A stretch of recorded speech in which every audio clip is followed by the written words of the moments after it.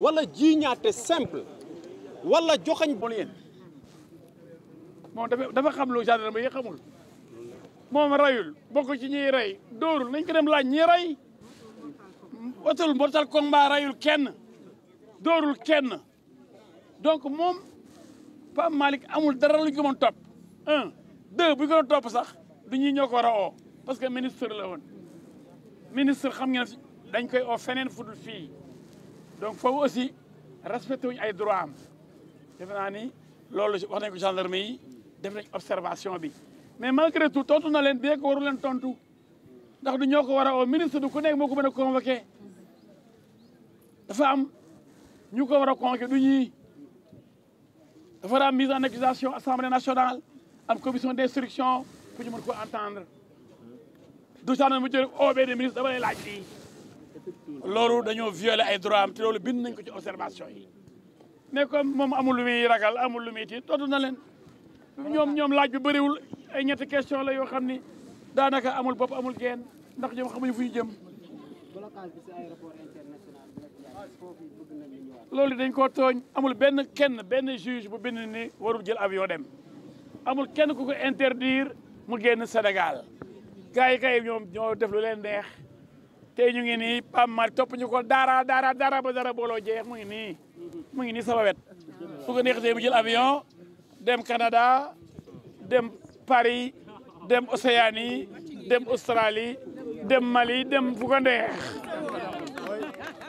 ndax moom rayluwul dóorluwul jamluwul deful dara loo xam ni dañ koy répété taalul Auchan taalul ay station rayul kenn pistolewul kenn nee na leen wala leen ma benn preuve bu fekkee ne am na loo xam ne dama ko def bu dee nañ dañ ko dénoncé ah waaye ku mu neex nga dem di fen say fen ku mu neex nga kàcc say kàcc loolu moom dénonciation mën nga dénoncé ku la neex fekk yow ay kàcc rek ngay def mooy yàq der mais yàq der taxul nga tilimal deram maanaam seen wicc xoolal blanc immaculé koo xam ni dara xale la mais xale bu am jom la xale la mais xale bu xam fu mu teg tànkam la ba tax mu jaaxal jomal sama gaañi loolu nag ah nañ muñ rek waaw nañ muñ rek xam ni kenn mënu koo fagaagal boo tax bu ngi nii deful dara ko deful dara moom ñu bëgg la sosal ki la sosal laa yërëm nee na leen ku am preuve génne ko preuve lu ma def tey la ko ci taabal ji duñ ko ba sa teg ci taabal ji parce que lépp dara du ci dëgg waaw dana porter plainte wax na ko day porter plainte policiers yi ko téye parce que te ñu fenn ci benn kayit amul ko lu ko tere mu génn jaay doole rek la waaye jaay doole bi nag dafa war a dakk jaay doole baaxul Youssou Ndour bay na ko nañ bàyyi di jaay doole askan bi pourtant sama gars yi dañoo gaa fàtte rek jóge prison dem jël nguur gi xam ne ëllëg keneen mën boo ko keneen koy gund xasal di ko sonal mën na jël nguur gi yow foo jëm ëllëg ay gars yi dañu am xel tuuti dañu am xel fii lañ gis président boo xam dafa génn prison tegu ci fukki fan ak juróom mu nekk président du Sénégal kon nañ bàyyi ñu ñuy sonal yàlla bëggul ko sonal doomu aadama ci affaire baa ngi nekk bëri autorités yi nañ xool li ñuy def nañ bàyyi nit ñi ak seen liberté acharnement moo am kay yow loolu jarul wax tey ci suba ñu ngi àtte Pape Mahawa Diouf ci ngoon gi yoo Pape Malick Ndour kële mooy porte-parole Benno Bokk Yaakaar porte-parole adjoint APR kii mooy coordinateur des cadres de l'APR lépp ci kaw APR waaye finalement lan lay nuru acharnement je vais donc vous entretenir de ce qui s'est passé aujourd'hui à la caserne Samba Diéry Diallo, qui a reçu le ministre Pape Malick Ndour accompagné de ses avocats. Une rencontre avec les gendarmes qui prouve que on a violé tous les droits de Pape Malick Ndour, qui prouve aussi qu'il n'a absolument rien à se reprocher. Il n'a pas donné des ordres pour tuer. Il n'a pas parlé à des nervis. Il n'est pas un criminel. Il n'est pas un assassin.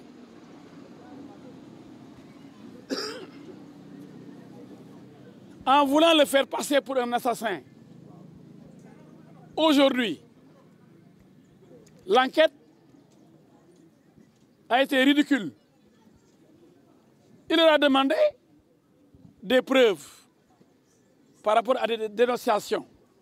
Aucune preuve, aucune ne lui a été présentée. Parce qu'il n'a rien fait. C'est évident. C'est pourquoi les enquêteurs n'ont pas mis beaucoup de temps. Ça s'est passé très vite.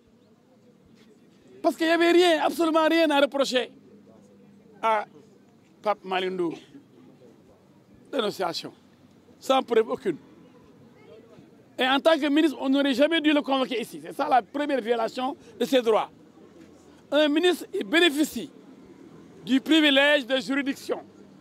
Seule la haute cour de justice peut juger un ministre.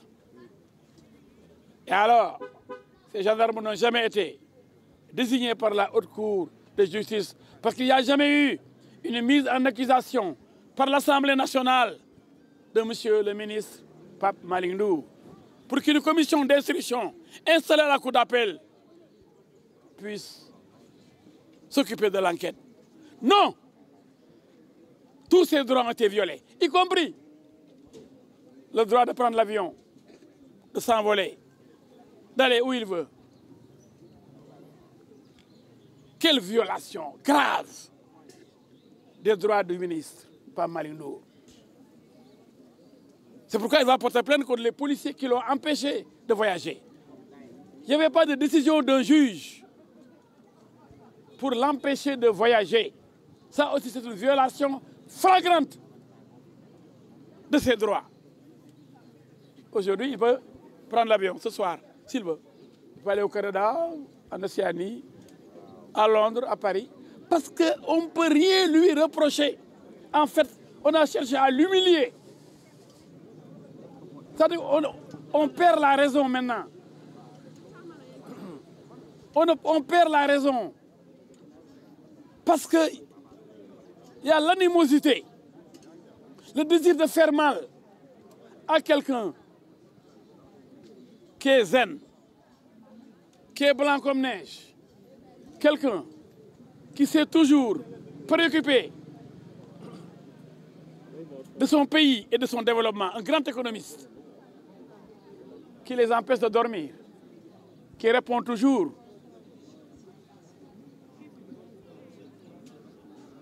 aux thèses erronées développées par le gouvernement.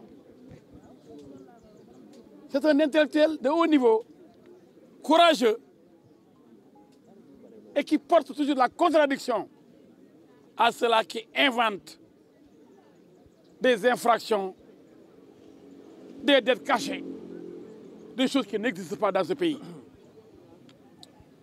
Et alors, il dérange. Il dérange comme Pape Mao Diouf qui a été jugé ce matin. Trop, c'est trop. Qu'on arrête l'acharnement. Tous les cadres de l'APR qui sont en mesure de porter la contradiction à un gouvernement affolé. C'est l'affolement dans le gouvernement. Parce que c'est l'incompétence devant les inondations, devant la vie chère, devant le manque d'emploi pour les jeunes, devant les promesses non tenues. Alors ces cadres de l'APR apportent toujours la contradiction avec des éléments concrets sur la table. Donc, Pape Malick Ndour est le coordinateur de tous les cadres de l'APR. Donc, on cherche à le museler. Mais maître, n'est-il pas paradoxal de vouloir poursuivre, de vouloir porter plainte sur un agent et de vouloir épargner celui qui avait porté plainte contre M. le ministre? De toute façon, l'enquête a écarté la plainte de ce monsieur-là contre M. Pape Malick Ndour. Parce qu'il leur a posé la question. Il a posé la question aux enquêteurs.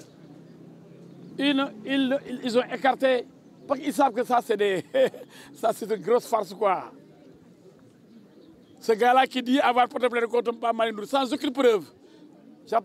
J'ai compris qu'on a écarté cette plainte et on a parlé maintenant de dénonciation seulement. N'est-ce pas, M. Ndour? On a dit, oui, il a posé la question, il dit, je veux savoir.